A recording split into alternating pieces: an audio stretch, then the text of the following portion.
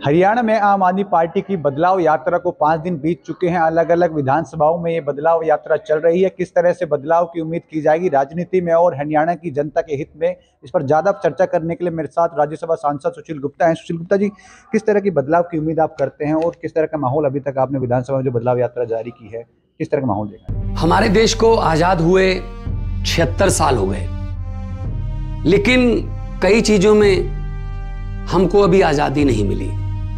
जैसे कि सरकारी दफ्तरों में दुश्वारियां, परेशानियां, बदइंतजामियां। हमने आजादी की जंग इसलिए लड़ी थी ताकि हमारी आने वाली पीढ़ियों की जिंदगी आसान हो सके, ना कि इसलिए कि वो जगह जगह पर सरकारी दफ्तरों में धक्के खाएं, परेशानियों का सामना करना पड़े। शहीद आजम सरदार भगत सिंह जी के सपनों को साकार करने के लिए पंजाब सरकार ने फैसला किया है कि पंजाब के लोगों को अब सरकारी दफ्तरों के चक्कर नहीं लगाने पड़ेंगे, बल्कि सरकारी दफ्तर खुद चल के लोगों के घर पर आएंगे। अब सरकारी दफ्तरों के चक्कर काटने की जरूरत नहीं, बस डायल करें 1076 और सरकारी सुविधाएं अपने घर पर ही पाएं।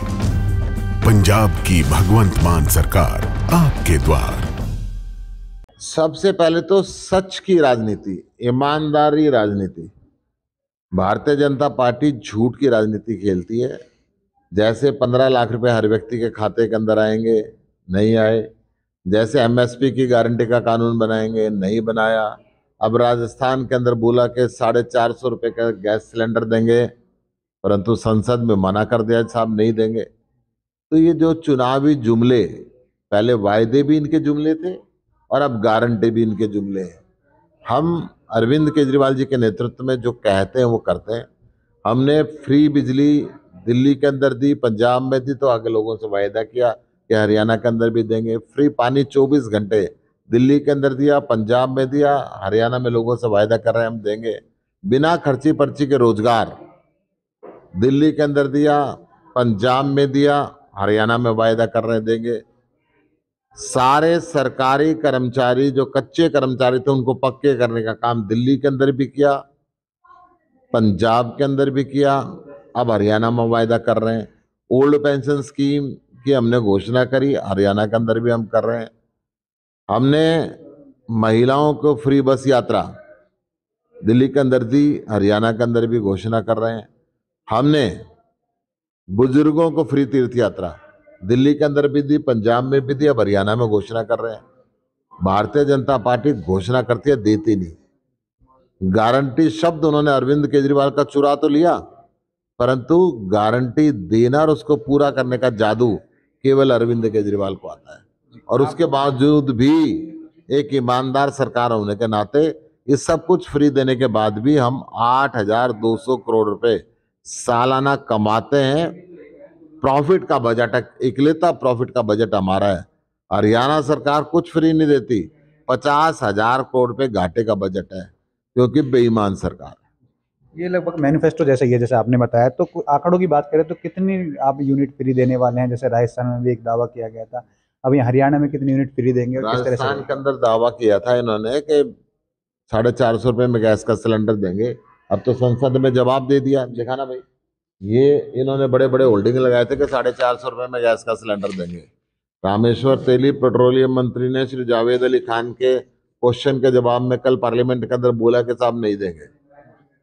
तो इनकी करनी और कथनी के अंदर अंतर है। साइबर क्राइम जो है हरियाणा में सबसे ज्यादा बढ़ा है और खास करके गुरुग्राम में, क्या कारण मानते हैं साइबर क्राइम बढ़ रहा है? क्या पुलिस की नाकामी है या फिर क्या लगता है आपको? देखिए, खाली साइबर क्राइम नहीं बढ़ रहा, हरियाणा में हर किस्म का क्राइम बढ़ रहा है।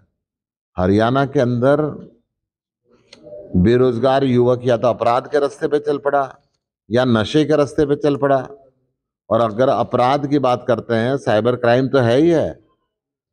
1 जनवरी से 30 नवंबर तक 974 मर्डर हुए थे पिछले साल 2023 के अंदर, और रेप हुए 1701, गैंग रेप हुए 139, किडनैपिंग हुई 3871, रोबरी हुई 271, वोमेन के अगेंस्ट क्राइम हुआ 10,946।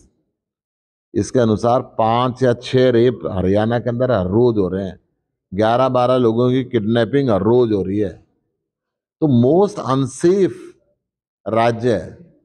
हरियाणा बन गया है, रेप की कैपिटल बन गई है, मर्डर की राजधानी बन गई है। यूपी के अंदर मर्डर हुआ करते, यूपी से 2.5 गुना मर्डर अब हरियाणा के अंदर होने लगे हैं। अब एजुकेशन की बात करते हैं कि क्या लगता है कि सरकारी स्कूलों में रुचि अब जो है पेरेंट्स कम दिखा रहे हैं बच्चों का एडमिशन कराने के लिए? क्या यहाँ शिक्षा सस्ती हो गई इसलिए निजी स्कूलों में जा रहे हैं, या फिर व्यवस्था ठीक नहीं है? देखिए, मैं अगर एजुकेशन की बात करता हूं, अभी हरियाणा पंजाब हाईकोर्ट ने 5 लाख रुपए जुर्माना हरियाणा सरकार पे लगाया है कि आप एजुकेशन के सेक्टर के अंदर कुछ नहीं कर रहे। 1,80,000 से ऊपर पोस्ट खाली हैं, जिनमें से 70,000 केवल शिक्षा विभाग की पोस्ट खाली है। 15.5 से ऊपर स्कूलों में बिजली का कनेक्शन नहीं है, शौचालय नहीं है, जिसमें से 550 शौचालय लड़कियों के स्कूल के अंदर नहीं है। बिजली के कनेक्शन नहीं है 500 से ऊपर स्कूलों के अंदर। 80,000 शिक्षकों की पोस्ट खाली है, 8,240 कमरे कम है। ये बात हरियाणा सरकार ने एफिडेविट देके हाईकोर्ट के अंदर कही है, और यही कारण है कि हाईकोर्ट ने कहा क्या कारण है बताओ। 4 कमरे के प्राइवेट स्कूल में बच्चों की लाइन लगती है और सरकारी स्कूल से बच्चे निकलते जा रहे हैं। तो यही कारण है कि वहां पे शिक्षा नहीं है।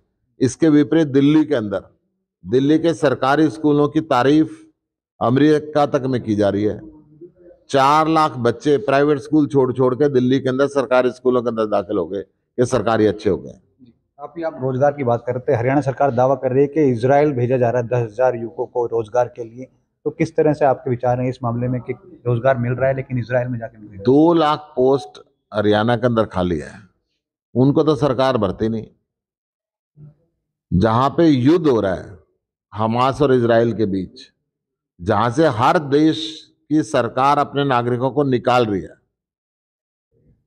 खट्टर साहब वहां पे हरियाणा के 10,000 युवक मरने के लिए भेज रहे हैं, और वो भी पढ़े लिखे युवकों को मजदूर बना के भेज रहे हैं। अब हरियाणा में कांग्रेस की या फिर केंद्र में बात करें तो परिवारवाद खत्म करने के लिए वो खड़गे साहब को पीएम का उम्मीदवार बना रहे हैं, किस तरह से देखते हैं आप? कल अरविंद केजरीवाल जी ने खड़गे साहब का नाम प्रधानमंत्री जी के लिए सेकंड किया था, ताकि एक दलित को देश का प्रधानमंत्री बनने का मौका मिले।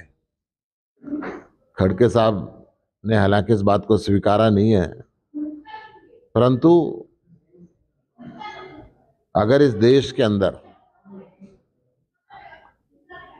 हम सही तरीके से जो पिछड़ा समाज है उसको आगे लाना चाहते हैं तो एक मौका उनको भी मिलना चाहिए। क्या लगता है कि राहुल गांधी अभी पीएम पद के लिए काबिल नहीं है? ये तो कांग्रेस पार्टी का अब सवाल नहीं रहा है, ये सवाल इंडिया गठबंधन का है। तो गठबंधन जो फैसला करेगा वही। अभी बदलाव यात्रा में जो लोगों की भीड़ पहुंच रही है, क्या मानते हैं कितना मुश्किल है उसको वोट में कन्वर्ट करना आपके लिए? अब लोगों का मन बन चुका है, ये हरियाणा के लाल ने एक मौका केजरीवाल ने। जी बिल्कुल, ये मेरे साथ थे डॉक्टर सुशील गुप्ता, जिन्होंने बताया कि किस तरह के बदलाव की उम्मीद हरियाणा की राजनीति में बदलाव यात्रा के बाद रहेंगी। बहरहाल अब देखना होगा कि कितना बदलाव हरियाणा की राजनीति में विधानसभा लोकसभा चुनाव के दौरान आते हैं।